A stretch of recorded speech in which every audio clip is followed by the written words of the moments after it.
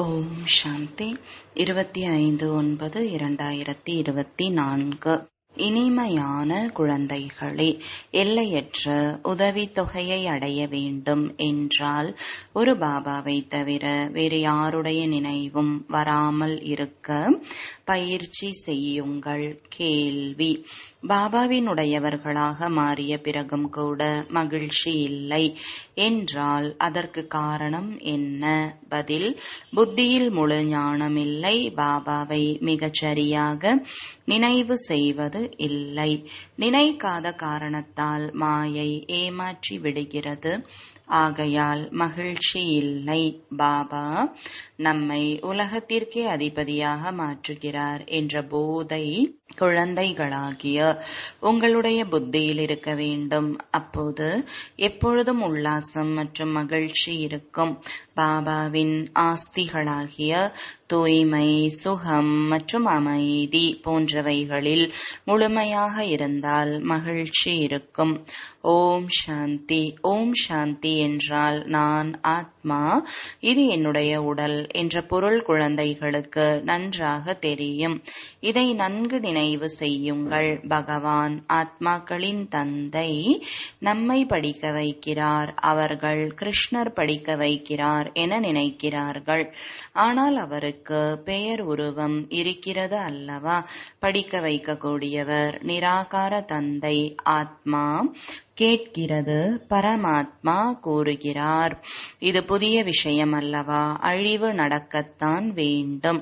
ஒன்று அழிவிற்கான காலத்தில் விபரீத புத்தி, மற்றொன்று அழிவிற்கான காலத்தில் அன்பான புத்தி. முன்பு ஈஸ்வரன் சர்வவியாபி, கல்லிலும் இருக்கிறார், முள்ளிலும் இருக்கிறார் என நீங்கள் கூட கூறினீர்கள். இந்த விஷயங்கள் அனைத்தையும் மிக நன்றாக புரிந்து கொள்ள வேண்டும். ஆத்மா அழிவற்றது, ஷரீரம் அழியக்கூடியது. ஆத்மா ஒரு பொழுதும் தேய்வதோ பெரியதாவதோ கிடையாது என்றெல்லாம் புரிய வைக்கப்பட்டிருக்கிறது. இது மிகச் சிறிய ஆத்மா.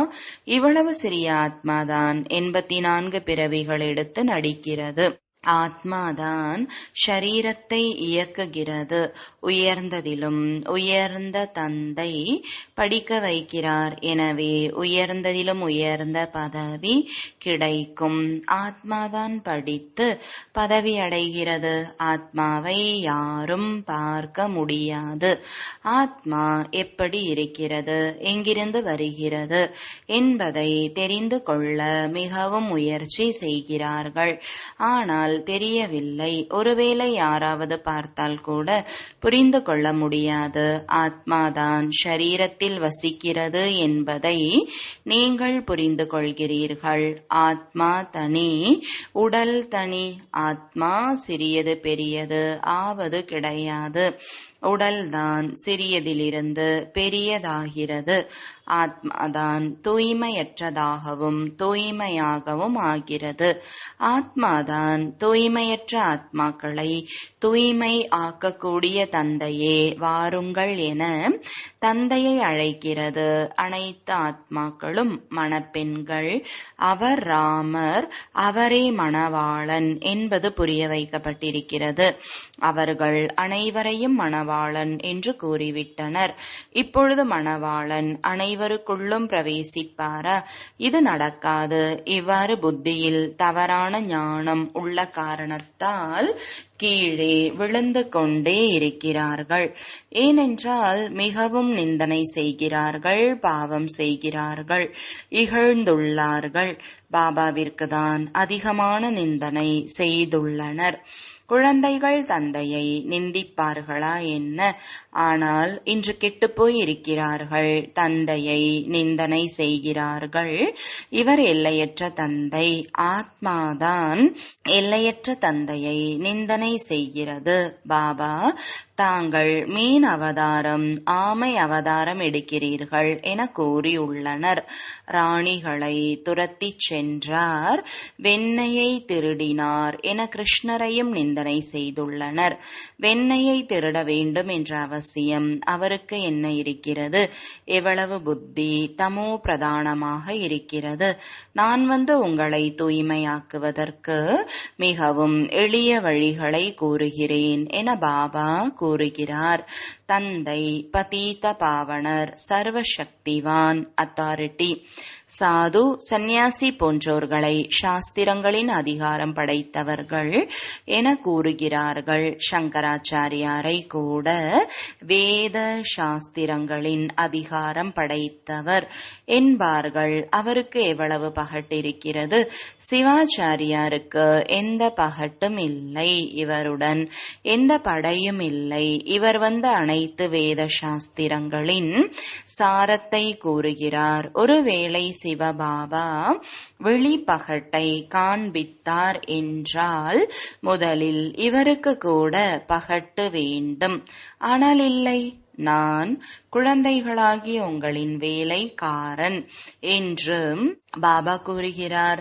பாபா இவருக்குள் பிரவேசமாகி, குழந்தைகளே, நீங்கள் தூய்மையற்றவர்களாக உள்ளீர்கள். நீங்கள் தூய்மையாகி 84 பிறவிகளுக்கு பிறகு அழுக்காகி விட்டீர்கள் என புரிய வைக்கிறார். இவர்களுடைய வரலாறு புவியியல் மீண்டும் ரிப்பீட் ஆகும். இவர்கள்தான் 84 பிறவிகளை அனுபவிக்கின்றனர். பிறகு அவர்களுக்கு தான் சதோ பிரதானம் ஆவதற்காக வழி கூறப்படுகிறது. பாபாதான் சர்வசக்திவான். பிரம்மா மூலமாக அனைத்து வேத சாஸ்திரங்களின் சாரத்தை புரிய வைக்கிறார். சித்திரங்களில் பிரம்மாவிடம் சாஸ்திரம் இருப்பது போல காண்பிக்கிறார்கள். ஆனால் உண்மையில் சாஸ்திரம் போன்றவைகளின் விஷயம் இல்லை. பாபாவிடமும் சாஸ்திரம் இல்லை, இவரிடமும் இல்லை, உங்களிடமும் சாஸ்திரம் இல்லை. இங்கே உங்களுக்கு தினம்தோறும் இவர் புது புது விஷயங்களை கூறுகிறார். அவைகள் பக்தி மார்க்கத்தின் சாஸ்திரங்கள். நான் சாஸ்திரங்களை பற்றி கூறவில்லை, நான் உங்களுக்கு வாய் மூலமாக கூறுகிறேன். நான் உங்களுக்கு ராஜயோகத்தை கற்பிக்கிறேன். பக்தி மார்க்கத்தில் இதற்கு கீதை என பெயர் வைத்து விட்டனர். என்னிடமோ அல்லது உங்களிடமோ கீதை இருக்கிறதா என்ன? படிப்பில் அத்தியாயம், ஸ்லோகம் போன்றவை இருக்காது. நான் குழந்தைகளாகிய உங்களுக்கு படிக்க வைக்கிறேன். ஒவ்வொரு கல்பத்திலும் இவ்வாறுதான் படிக்க வைத்துக் கொண்டே இருப்பேன். எவ்வளவு எளிதான விஷயங்களை புரிய வைக்கிறேன். தன்னை ஆத்மா என்று உணருங்கள். இந்த ஷரீரம் மண்ணாகிவிடும். ஆத்மா அழிவற்றது. ஷரீரம் அடிக்கடி எரிந்து கொண்டே இருக்கிறது. ஆத்மா ஒரு உடலை விட்டு இன்னொரு உடலை எடுக்கிறது. நான் ஒரே ஒரு முறைதான் வருகிறேன் என பாபா கூறுகிறார். சிவராத்திரி கூட கொண்டாடுகிறார்கள். உண்மையில் சிவ ஜெயந்தி என்று கூற வேண்டும். ஆனால் ஜெயந்தி என்று கூறுவதால் தாயின் கர்ப்பத்தில் பிறத்தல் என்பதாகிறது. எனவேதான் சிவராத்திரி என கூறிவிட்டார்கள். துவாபர கலியுகத்தின் இரவில் என்னை தேடுகிறார்கள், சர்வ வியாபி என்கிறார்கள். அப்படியானால் உங்களுக்குள் இருக்கிறார் அல்லவா? பிறகு ஏன் ஏமாற்றம் அடைய வேண்டும்? முற்றிலும் தேவதைகளிலிருந்து அசுர சம்பிரதாயத்தினராக மாறிவிடுகிறார்கள். தேவதைகள் மது அருந்துவார்களா என்ன? அதே ஆத்மாக்கள் தான் கீழே விழுகிறார்கள். பிறகு மது போன்றவைகளை அருந்துகிறார்கள். இப்பொழுது இது பழைய உலகம், நிச்சயமாக விநாசமாகும் என பாபா கூறுகிறார். பழைய உலகத்தில் பல தர்மங்கள், புது உலகத்தில் ஒரே ஒரு தர்மம்தான். ஒரு தர்மத்திலிருந்துதான் பல தர்மங்கள் ஏற்பட்டிருக்கிறது. பிறகு மீண்டும் ஒன்றாக வேண்டும். மனிதர்கள் கலியுகம் இன்னும் 40,000 வருடங்கள் இருக்கும். என கூறுகிறார்கள். இதற்கு காரிருள் என்று பெயர். ஞான சூரியன் தோன்றினார். அஞ்ஞான இருள் அழிந்தது. மனிதர்களுக்குள் மிகவும் அறியாமை இருக்கிறது. பாபா, ஞான சூரியன் ஞானக்கடல் வருகிறார் என்றால் உங்களுடைய பக்தி மார்க்கத்தின் அறியாமை நீங்க போகிறது. நீங்கள் தந்தையை நினைத்து நினைத்து தூய்மையாகிறீர்கள். துரு போய்விடுகிறது. இது யோக அக்னியாகும். காம அக்னி கருப்பாக்குகிறது. யோக அக்னி என்றால் சிவபாபாவின் நினைவு வெள்ளையாக மாற்றுகிறது. கிருஷ்ணருக்கு ஷியாம் சுந்தர் என்று கூட பெயர் வைக்கப்பட்டிருக்கிறது. ஆனால் பொருள் எதுவும் தெரியாது. தந்தை வந்து பொருளை புரிய வைக்கிறார். முதலில் சத்யுகத்தில் எவ்வளவு அழகாக இருக்கிறார்கள்.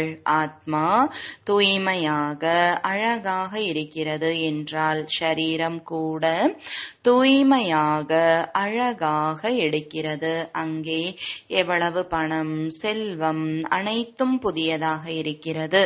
புதிய உலகம் பழைய உலகம் ஆகிறது. இப்பொழுது இந்த பழைய உலகம் அழிந்து புதியதாக மாறுகிறது. அதற்கான ஏற்பாடுகள் அதிகமாக நடந்து கொண்டிருக்கிறது. நாம் நமது குலத்தை அழித்து கொண்டிருக்கிறோம் என்று அவர்களுக்கு தெரிந்தாலும் கூட பாரதவாசிகளுக்கு இவ்வளவு தெரியவில்லை. யாரோ தூண்டுகிறார்கள். விஞ்ஞானத்தின் மூலமாக நாம் நமது அழிவை கொண்டு வருகிறோம். கிறிஸ்து வருவதற்கு 3000 வருடங்களுக்கு முன்பு சொர்க்கம் இருந்தது என புரிந்து கொள்கிறார்கள். இந்த தேவி தேவதைகளின் ராஜ்யம் இருந்தது. பாரதம் பழமையாக இருந்தது. இந்த ராஜயோகத்தினால் லக்ஷ்மி நாராயணர் இவ்வாறு மாறினார்கள். இந்த ராஜயோகத்தை பாபாதான் கற்பிக்க முடியும். சந்நியாசிகள் சொல்லித்தர முடியாது. தற்காலத்தில் எவ்வளவு ஏமாற்று வேலைகள் நடந்து கொண்டிருக்கிறது. வெளியில் சென்று நாங்கள் பாரதத்தின் பழமையான யோகத்தை கற்பிக்கிறோம் என கூறுகிறார்கள். பிறகு முட்டை சாப்பிடுங்கள், மது போன்றவைகளை அருந்துங்கள், என்ன வேண்டுமானாலும் செய்யுங்கள் என கூறுகிறார்கள். அவர்கள் எப்படி ராஜயோகத்தை கற்பிக்க முடியும்? மனிதர்களை எப்படி தேவதைகளாக மாற்றுவார்கள்? ஆத்மா எவ்வளவு உயர்வாக இருந்தது. மறுபிறவி எடுத்து எடுத்து சதோ பிரதானத்திலிருந்து தமோ பிரதானமாகி இருக்கிறது. இப்போது நீங்கள் மீண்டும் சொர்க்கத்தை உருவாக்கி கொண்டு இருக்கிறீர்கள். அங்கே வேறு எந்த தர்மமும் கிடையாது. இப்போது நரகத்தின் அழிவு ஏற்படத்தான் வேண்டும் என்று பாபா கூறுகிறார். இவ்விடம் வரை வந்தவர்கள் பிறகு சொர்க்கத்தில் அவசியம் வருவார்கள். சிவபாபாவின் ஞானம் சிறிது கேட்டிருந்தாலும் கூட சொர்க்கத்தில் நிச்சயம் வருவார்கள். பிறகு படிப்பிற்கு ஏற்ப, பாபாவை நினைப்பதற்கு ஏற்ப உயர்ந்த பதவியை பெறுவார்கள். இப்போது அனைவருக்கும் விநாச காலம்தான். விநாச காலத்தில் அன்பான புத்தியுடையவர்கள், பாபாவை தவிர வேறு யாரையும் நினைக்காதவர்கள் உயர்ந்த பதவியை அடைகிறார்கள். இதற்குதான் எல்லையற்ற ஸ்காலர்ஷிப் என்று பெயர். இதில்தான் ரேஸ் செய்ய வேண்டும். இதுவே ஈஸ்வரிய லாட்டரி ஆகும். ஒன்று நினைவு, இன்னொன்று தெய்வீக குணங்களை கடைபிடித்து ராஜா ராணி ஆக வேண்டும். பிறகு பிரஜைகளை உருவாக்க வேண்டும். சிலர் அதிகமான பிரஜைகளை உருவாக்குகிறார்கள், சிலர் குறைந்த பிரஜைகளை உருவாக்குகிறார்கள். சேவை செய்வதால் தான் பிரஜைகள் உருவாகிறார்கள். மியூசியம், பட கண்காட்சி போன்றவைகளில் அதிகமான பிரஜைகள் உருவாகிறார்கள். இந்த சமயம் நீங்கள் படித்துக் கொண்டு இருக்கிறீர்கள். பிறகு சூரிய வம்சம், சந்திர வம்ச ராஜ்யத்தில் சென்று விடுவீர்கள். இது பிராமணர்களாகிய உங்களின் குலம். பாபா பிராமண குலத்தை தத்தெடுத்த அவர்களை படிக்க வைக்கிறார். நான் ஒரு குலம் மற்றும் 2 வம்சங்களை உருவாக்குகிறேன் என பாபா கூறுகிறார். சூரிய வம்சத்தின் மகாராஜா மகாராணி, சந்திர வம்சத்தின் ராஜா ராணி, இவர்களுக்கு இரட்டை கிரீடம் உடையவர்கள் என கூறலாம். விகாரி ராஜாக்கள் ஆகும் பொழுது அவர்களுக்கு ஒளி கிரீடம் கிடையாது. அந்த இரட்டை கிரீடம் உடையவர்களை ஆலயங்களை கட்டியவர்கள் பூஜிக்கிறார்கள். தூய்மையானவர்கள் முன்பு தலை வணங்குகிறார்கள். சத்தியுகத்தில் அந்த விஷயங்கள் எதுவும் இல்லை. அது பரிசுத்தமான உலகம். அங்கே தூய்மையற்றவர்கள் கிடையாது. அதற்கு சுகதாமம், விகாரம் இல்லாத உலகம் என்று பெயர். இதற்கு விகாரமான உலகம் என்று கூறப்படுகிறது. ஒருவர் கூட தூய்மையானவர் இல்லை. துறவிகள் வீடு வாசலை துறந்து ஓடுகிறார்கள். கோபிச்சந்த் ராஜாவின் கதை இருக்கிறது அல்லவா? எந்த ஒரு மனிதனும் முக்தி, ஜீவன் முக்தியை அளிக்க முடியாது என நீங்கள் அறிகிறீர்கள். அனைவருக்கும் சத்கதியை அளிப்பவன் நானே. நானே வந்து அனைவரையும் தூய்மையாக மாற்றுகிறேன். ஒன்று, தூய்மையாகி சாந்தி தாமத்திற்கு செல்வார்கள். 2, தூய்மையாகி சுகமான உலகிற்கு போவார்கள். இது தூய்மையற்ற துக்கதாமம். சத்யுகத்தில் நோய் எதுவும் இருக்காது. நீங்கள் அந்த சுகமான உலகிற்கு அதிபதியாக இருந்தீர்கள். பிறகு ராமராஜ்யத்தில் துக்கதாமத்திற்கு அதிபதியாகிறீர்கள்.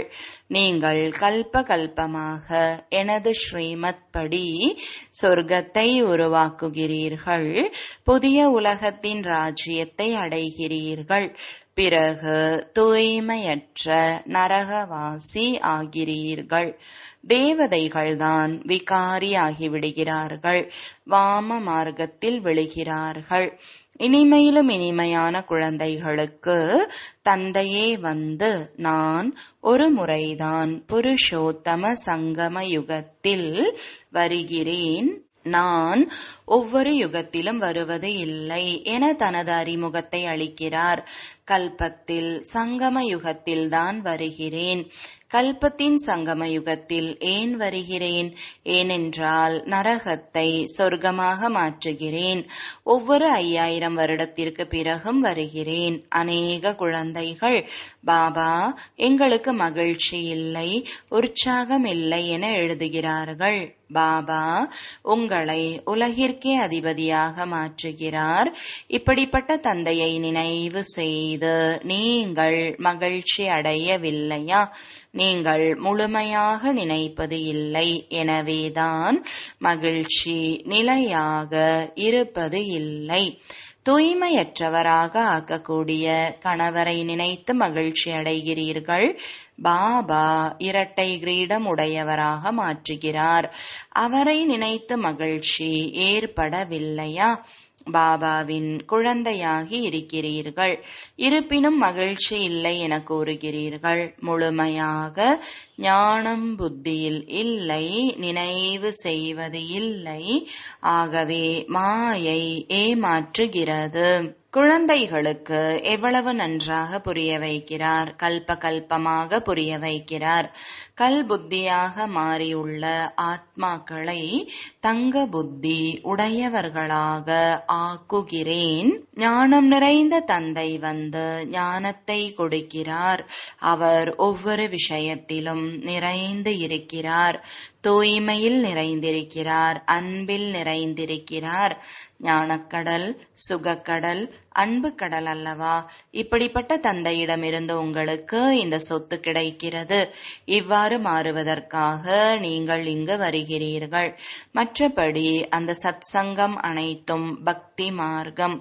அதில் குறிக்கோள் எதுவும் இல்லை. இதற்கு கீதா பாடசாலை என்று பெயர். வேத பாடசாலை கிடையாது. கீதையின் மூலமாக நரனிலிருந்து நாராயணன் ஆகிறீர்கள். நிச்சயம் பாபாதான் மாற்றுவார் அல்லவா? மனிதர்களை தேவதையாக ஆக்க இயலாது. பாபா அடிக்கடி குழந்தைகளே, தன்னை ஆத்மா என உணருங்கள், நீங்கள் தேகம் கிடையாது என புரிய வைக்கிறார். நான் ஒரு உடலை விட்டு இன்னொரு உடலை எடுக்கிறேன் என ஆத்மாதான் கூறுகிறது.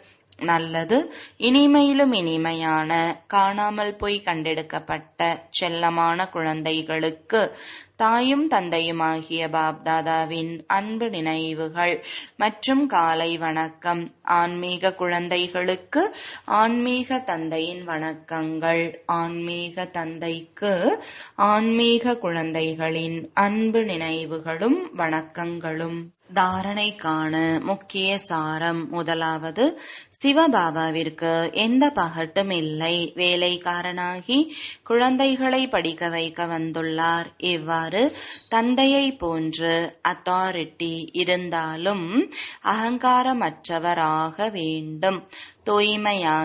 தூய்மையாக்கக்கூடிய சேவை செய்ய வேண்டும். இரண்டாவது, அழிவிற்கான காலத்தில் ஈஸ்வரிய லாட்டரி அடைவதற்கு அன்பான புத்தி உடையவராகி அவரது நினைவில் இருக்கவும்.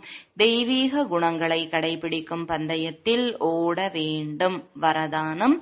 சுத்தமான எண்ணங்களின் முற்றுகை மூலம் பாதுகாப்பை அனுபவம் செய்யக்கூடிய மற்றும் செய்விக்கக்கூடிய சக்திசாலியான ஆத்மா ஆகுக.